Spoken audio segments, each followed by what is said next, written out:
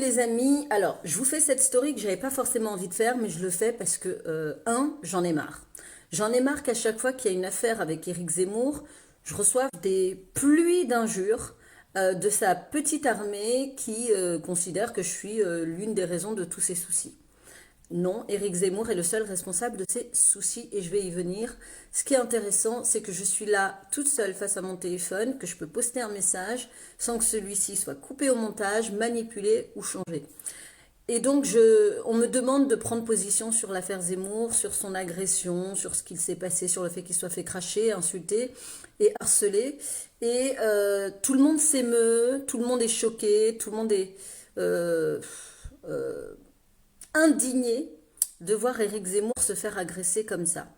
Et donc on me demande ma position que j'avais pas envie de donner au départ, mais que je vais donner parce que pour mettre un terme à tout ça et vous dire maintenant stop. Moi, ce qui me choque et qui m'indigne, c'est cette indignation sélective, qui consisterait à dire que l'agression d'Éric Zemmour est plus grave que les autres. Parce que c'est véritablement la responsabilité qu'ont toutes ces personnes qui sont en train de donner de l'importance à un cas isolé. La preuve, il s'est quasiment jamais fait agresser de la sorte, je crois même, en tout cas publiquement et médiatiquement, on n'en a quasiment jamais parlé.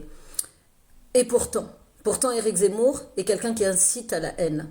Et là, pour moi, il a juste la définition de ce que c'est et des conséquences de cette incitation à la haine qu'il semblait ignorer puisqu'il se défendait devant les tribunaux en disant que ce qu'il faisait n'était pas une incitation à la haine.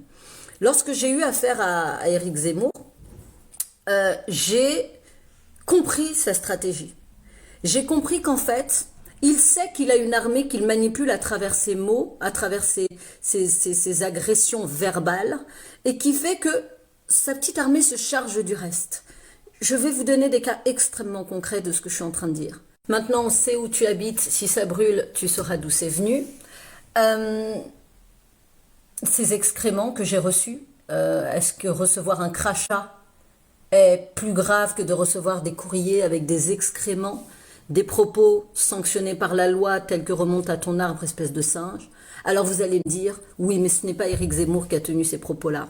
Seulement, Éric Zemmour sait qu'à chaque fois qu'il prend la parole et qu'il agresse quelqu'un, il a toute cette armée qui se charge d'harceler ad vitam aeternam cette personne et de détruire sa vie, d'abîmer sa vie, de l'empêcher de vivre correctement. Alors il fait ce qu'il sait faire de mieux, il continue à inciter à la haine et aujourd'hui sur l'antenne d'une chaîne, du groupe dans lequel j'officie. Ce qui évidemment a été très douloureux à accepter et que je n'accepte évidemment toujours pas. Je vais aller plus loin dans ce que je dis, peu importe la portée de cette vidéo, mais j'ai besoin de dire ce que je suis en train de dire aujourd'hui. On est en démocratie, n'est-ce pas? La liberté d'expression est fondamentale. Je suis donc en droit, sans recevoir évidemment d'injonction de me taire, de continuer à dire ce que je suis en train de dire là. Mais ce que j'ai envie de dire, c'est ce que nous a montré cette agression, c'est qu'il y a deux poids, deux mesures, et qu'il y a une indignation réellement sélective. Et quand Éric Zemmour a le privilège de partager un échange téléphonique de 45 minutes avec le chef de l'État, M. Macron, qui lui donne en conséquence une importance supérieure aux autres citoyens qui subissent des agressions au quotidien, est-ce que M. Macron s'engage et va donc appeler toutes les femmes qui sont crachées dessus dans la rue, toutes les femmes qui se prennent des mains aux fesses, toutes ces personnes qui se font agresser? Quand une femme, elle appelle parce qu'elle est victime de violence, on met des plombes à arriver. Et là, le type ne l'a même pas demandé. On ouvre une enquête. Mortel. Alors, effectivement, ce jeune a été qualifié de racaille. Il a utilisé ses moyens pour manifester sa haine, comme Éric Zemmour utilise ses moyens pour manifester et véhiculer sa haine. On ne peut pas reprocher à quelqu'un qui n'a pas les mêmes moyens intellectuels qu'un autre d'user d'autres choses. Et puis, il y a un débat qui s'ouvre là, c'est est-ce que finalement, le harcèlement moral, les injures, les insultes, tant qu'on ne touche pas l'individu en face, eh bien on ne le blesse pas, on ne lui fait pas de mal. Est-ce que ça, ce serait valable? Je ne sais pas. Je vous laisse répondre à ça. J'ai d'ailleurs envie de répondre à Éric Nolot, l'acolyte d'Éric Zemmour, qui use d'une stratégie quand même très vicieuse qui consiste à dire depuis des années, je suis avec mon ami Éric Zemmour, je combats ses idées, mais je le fais par le débat et par les propos. Mais ce type qui a agressé Éric Zemmour est une racaille. Est-ce qu'il qualifie de racaille son propre ami Éric Zemmour lorsque celui-ci s'est attaqué à moi non pas dans les seules limites du débat, mais bien au-delà, soutenu par son ami Ardisson, Thierry Ardisson, qui dîne assez régulièrement avec une très proche à lui chez Éric Zemmour.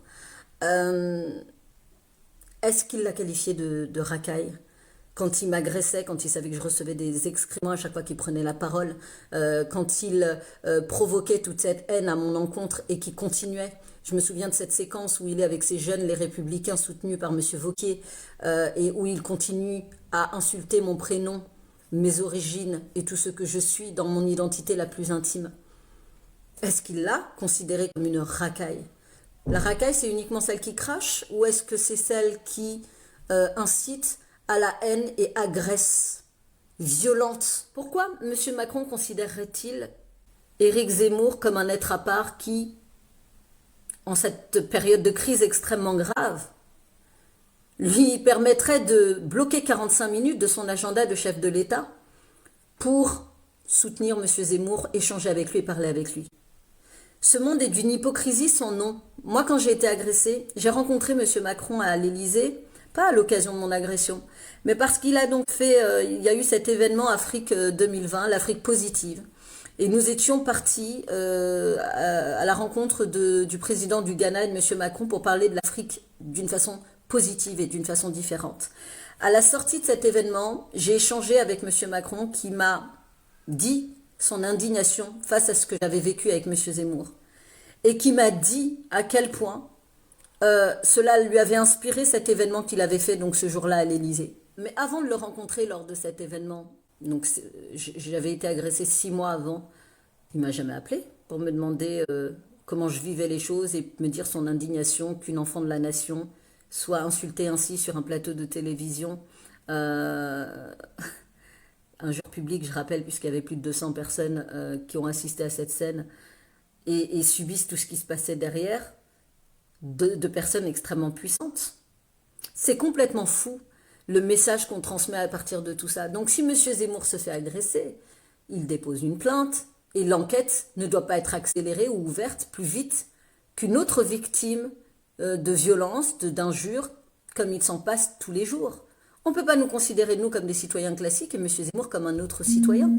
C'est complètement hallucinant et aberrant. C'est même une honte. Je trouve ça totalement scandaleux.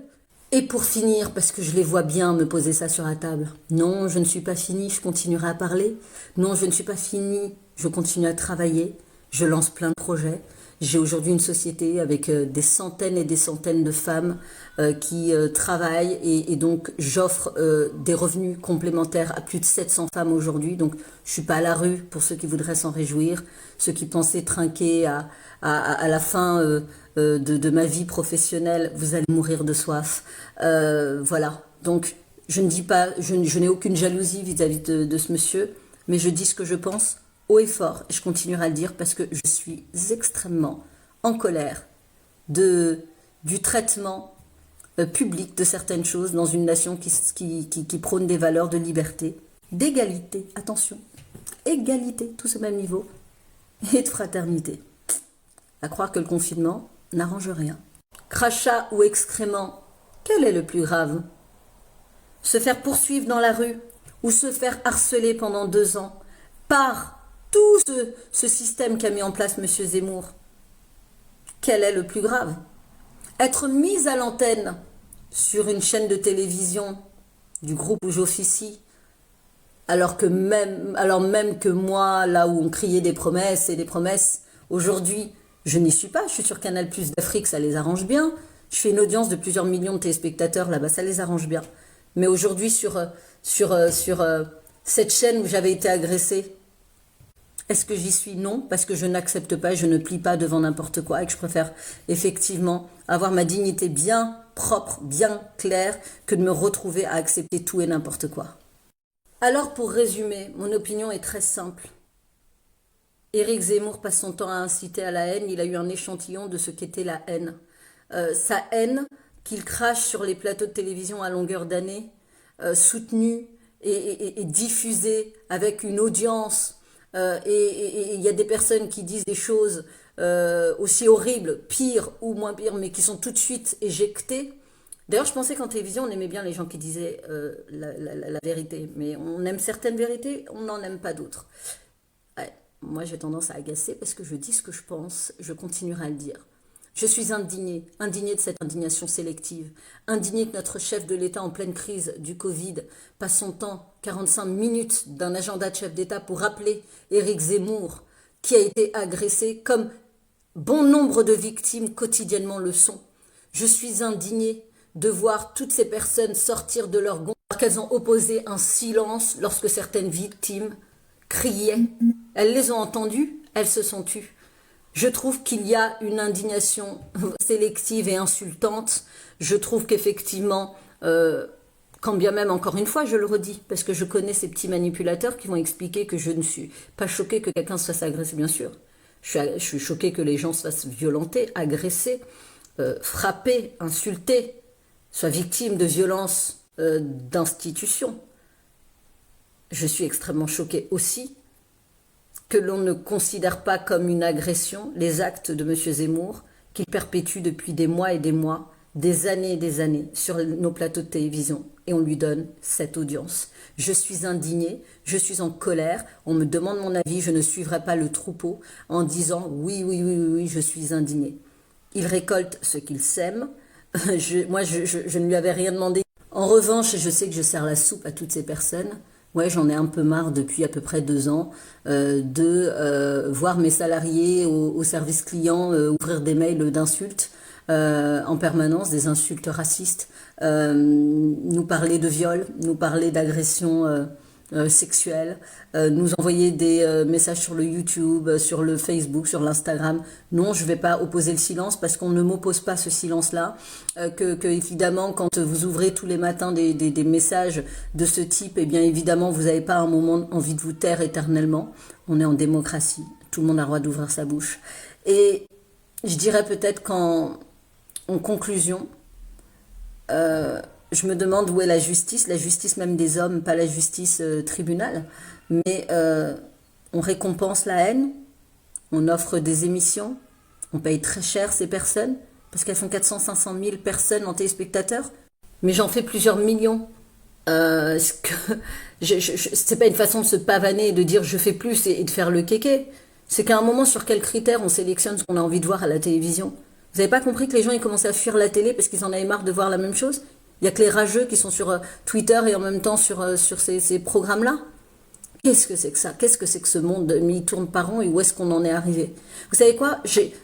Sans aucune prétention, je peux vous dire que je suis hyper forte. Hyper forte parce que je pense qu'il y a plein de gens, et par cette phrase, je veux vous dire la gravité de ce que peut engendrer un système comme Éric Zemmour. Il y a plein de gens qui se seraient suicidés. Il y a plein de gens qui n'auraient pas supporté ce que je viens de supporter depuis 1 an et demi. Quand n'importe quel taxi dans lequel vous montez vous demande des nouvelles de ce qui s'est passé avec Zemmour, quand dans la rue on vous parle de ça, quand le soir on vous parle de ça, quand vous recevez des messages d'insultes et tout ce que je viens de citer, quand vous êtes agressé avec votre enfant dans la rue, quand on vous empêche de travailler, on fait en sorte que vous n'existiez plus, quand on vous harcèle, le harcèlement il est là, il n'est pas d'être harcelé sur quelques mètres, et effectivement recevoir un crachat, ce qui doit être fortement désagréable avec les mots qui suivent avec. Mais le harcèlement que j'ai vécu, je peux vous dire qu'il est loin d'être moins grave. Il est loin d'être moins grave. Donc très clairement, je redis, je ne suis pas pour des actes de violence, pour les crachats, etc. Mais j'avais quand même envie de donner ma version des faits que je trouve légitime de présenter en ce moment et avec ce qui se dit autour de cette affaire. Voilà. Je reviendrai vers vous parce que je vous montrerai des petites choses que je reçois. Vous allez voir, c'est gai. Je vous montrerai à quel point cette haine se manifeste au quotidien. Voilà. J'attends l'indignation sélective et l'appel de 45 minutes.